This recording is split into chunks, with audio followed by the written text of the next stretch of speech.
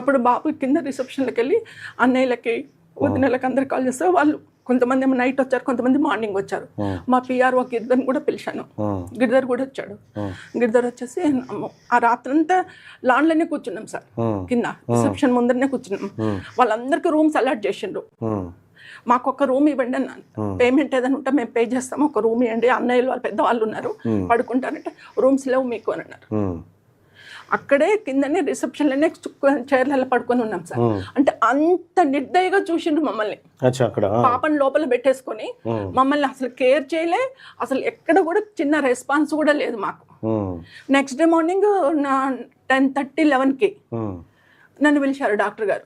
పిలిచి ఒక డ్రెస్ తీసుకురండి అమ్మా, ఒక డ్రెస్ తీసుకురండి అమ్మా ప్రత్యూషకి అన్నారు. అప్పటికప్పుడు నేను బాబు వెళ్ళేసి అన్నయ్య వాళ్ళని కూర్చోబెట్టేసి నేను బాబు తార్నాకకి వెళ్ళి తొందర స్నానం చేసుకొని దేవుడికి దండం పెట్టుకొని కొద్దిగా బాగా చేయండి నా తండ్రి అని చెప్పి దేవుడికి దండం పెట్టుకొని ఒక హాఫ్ అన్ అవర్లో బయట మళ్ళీ డ్రెస్ తీసుకొని బయటకు వచ్చేసాం. 10:30 వరకు మేము హాస్పిటల్కి వచ్చేసి డాక్టర్ గారికి ఇచ్చేసాను డ్రెస్ ఇచ్చేసి తను తీసుకొని లోపల పోయిండు. మీకు ఎందుకు సార్, నేను 10:30కి డ్రెస్ ఇస్తే 11:30కి బయటకు వచ్చేసి ప్రత్యూష చనిపోయిందని చెప్పి అనౌన్స్ చేశాను.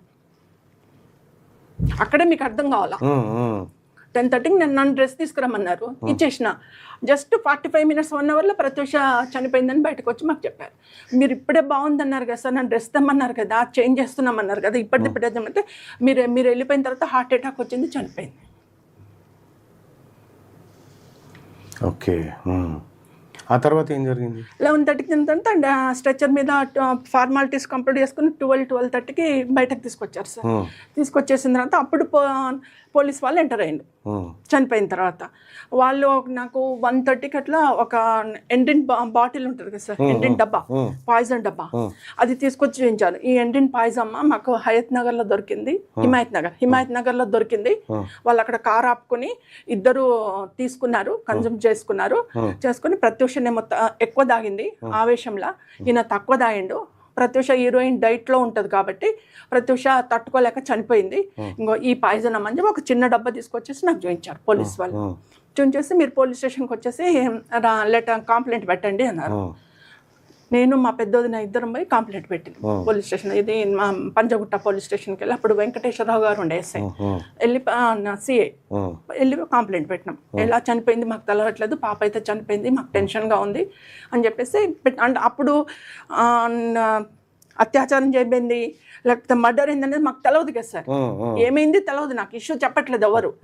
నేను మా పాప సడన్గా చనిపోయింది, ఎందుకు చనిపోయింది నాకు ప్రాబ్లంగా ఉంది, మాకు అనుమానాలు వస్తున్నాయి అని చెప్పేసి నేను కంప్లైంట్ పెట్టాను. కంప్లైంట్ పెట్టి మళ్ళీ కేర్ హాస్పిటల్కి వచ్చినాం. కేర్ హాస్పిటల్కి వచ్చేసరికి అక్కడ మా సిరి అక్కడే ఉంది బ్యూటీ పార్లర్లో. ఇంకా రాత్రి 10 అవుతున్నా రావట్లేదు, ఏంది సిరి అని పింకీ అని చెప్పేసి నా ల్యాండ్ ఫోన్ కాల్ చేసిందట. మేము ఇక్కడ ఉన్నాం హాస్పిటల్లో. హడావిడిగా అది పాపం కెనటిక్ వేసుకొని తార్నాక వెళ్ళింది. తార్నాక వెళ్ళి ఇట్లా లిఫ్ట్లో వెళ్ళి 4th floorలో దిగే వరకు అప్పుడే దిగి కొడుతుందంట, అత్త అని చెప్పి డోర్ కొడుతుంటే వెనక పోలీస్ వాళ్ళు వచ్చిందట.